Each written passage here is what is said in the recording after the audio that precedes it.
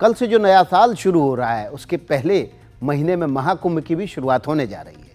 13 जनवरी से आरंभ हो रहे महाकुंभ का जायजा लेने के लिए यूपी के मुख्यमंत्री योगी आदित्यनाथ आज फिर एक बार प्रयागराज पहुंचे। योगी ने विस्तार से महाकुंभ की तैयारियों की जानकारी ली और कहा कि प्रयागराज पूरी तरह से तैयार है।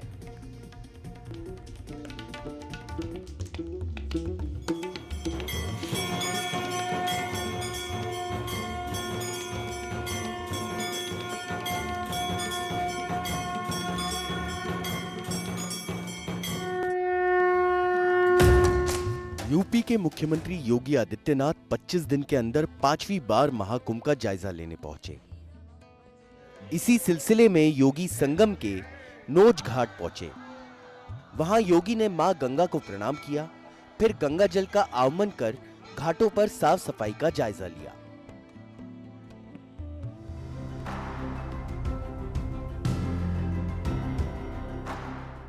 इस दौरान जब मुख्यमंत्री मछलियों और चिड़ियों को चारा दे रहे थे, तब पास ही श्रमिकों के बच्चे भी मौजूद थे। मुख्यमंत्री ने उन्हें अपने करीब बुलाया, बच्चों से नाम पूछा, फिर बच्चों को टॉफी दी। उन्होंने बच्चों से मन लगाकर पढ़ाई करने को कहा।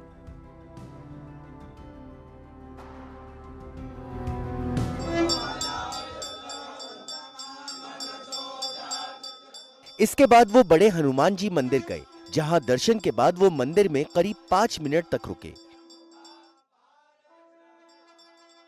मुख्यमंत्री ने इस दौरान मंदिर के पुजारी और अन्य लोगों से बातचीत भी की।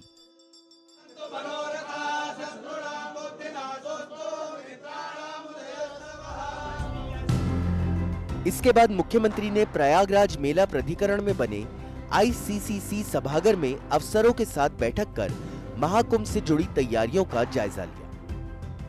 200 से अधिक सड़कें, सिंगल से डबल लेन, डबल से 4 लेन, 4 लेन से 6 लेन आदि बनाने की कार्रवाई ये पूरी हो चुकी है। 14 फ्लाईओवर या रोड ओवर ब्रिजेज, जिनमें 13 कंप्लीट हो गए, एक फाइनल स्टेज की तरफ आगे बढ़ रहा है।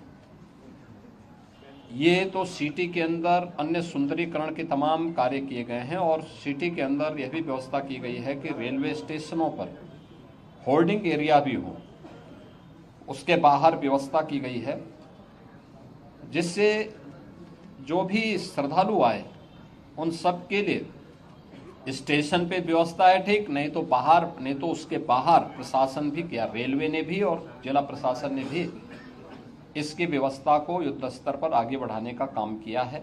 इस बार महाकुंभ को देखते हुए 30 पेंटून ब्रिज बनाए जा रहे हैं, जिनमें 28 बनकर के तैयार हो चुके हैं। 2 अगले 3-4 दिन के अंदर वह भी बनकर के तैयार होंगे।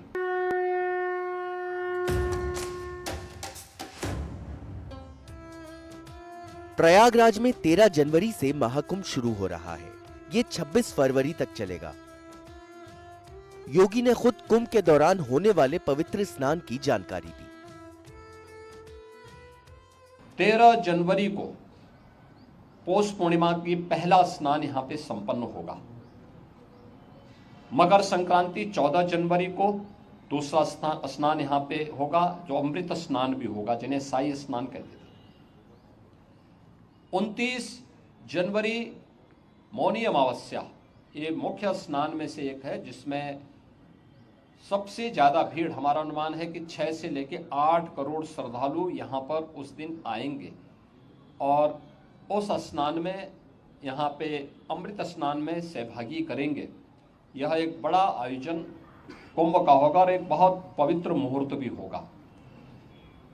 3 फरवरी बसंत पंचमी है, फिर 12 फरवरी और 26 फरवरी ये 2 अतिरिक्त स्नान फिर यहाँ पे होंगे। कुल 6 स्नान होने हैं।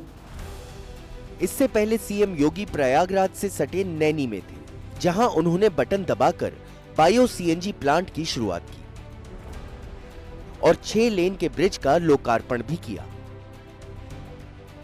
हम आपको महाकुंभ की विस्तार से जानकारी रख देते हैं। आपको याद होगा कि मुख्यमंत्री योगी आदित्यनाथ ने खुद जानकारी दी थी कि महाकुंभ के दौरान किस तारीख को कौन सा स्नान संपन्न होगा।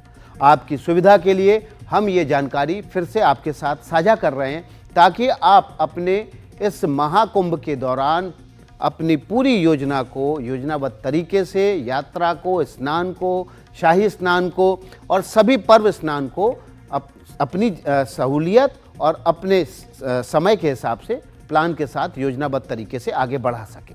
तो सबसे पहले जो स्नान होगा वो 13 तारीख को महाकुंभ की शुरुआत होगी, और 13 तारीख को जब महाकुंभ की शुरुआत होगी तो पहला स्नान भी 13 जनवरी को ही होगा, पौष पूर्णिमा का स्नान।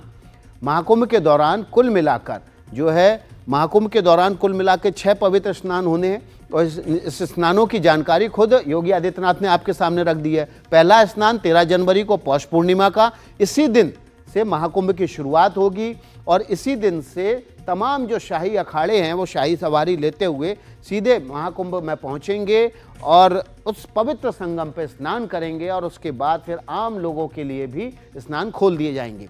14 जनवरी को मकर संक्रांति का स्नान होगा। इस दिन का बेहद बहुत खास महत्व है। 14 जनवरी मकर संक्रांति के दिन यूं भी सालों में स्नान करके सुबह सूर्योदय से पहले स्नान करना शुभ माना जाता है, और महाकुंभ में तो इसका और ज़्यादा महत्व बढ़ जाता है। इस दिन भी जो अखाड़े हैं तमाम देश भर के साधु संतों के, वो सबसे पहले स्नान करेंगे, और फिर संगम तट पर उन साधु संतों के गुजरने के बाद, शाही स्नान की यात्राओं को गुजरने के बाद आम लोगों के लिए संगम तट को खोला जाएगा।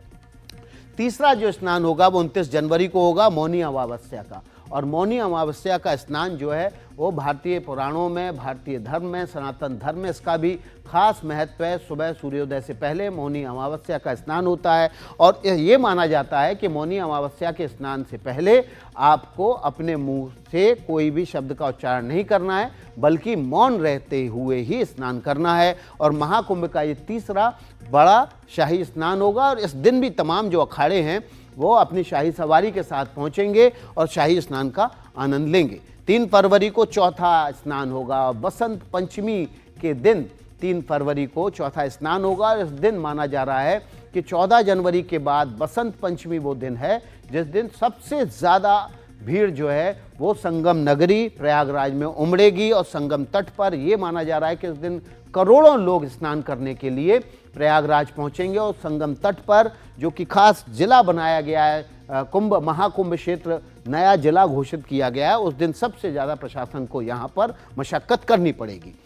12 फरवरी माघी पूर्णिमा, ये जो स्नान है इसका भी खास महत्व है। 6 स्नानों में माघी पूर्णिमा के महत्व को इसी से समझा जा सकता है कि ये जो है ये स्नान भी शाही अखाड़ों के लिए बेहद महत्वपूर्ण होता है। सबसे पहले शाही अखाड़े जो है निकलते हैं शाही सवारी के साथ, स्नान करते हैं, और उसके बाद फिर पहुंचते हैं वे अपने अखाड़ों में और वहां पर जाके पूजा अर्चना करते हैं।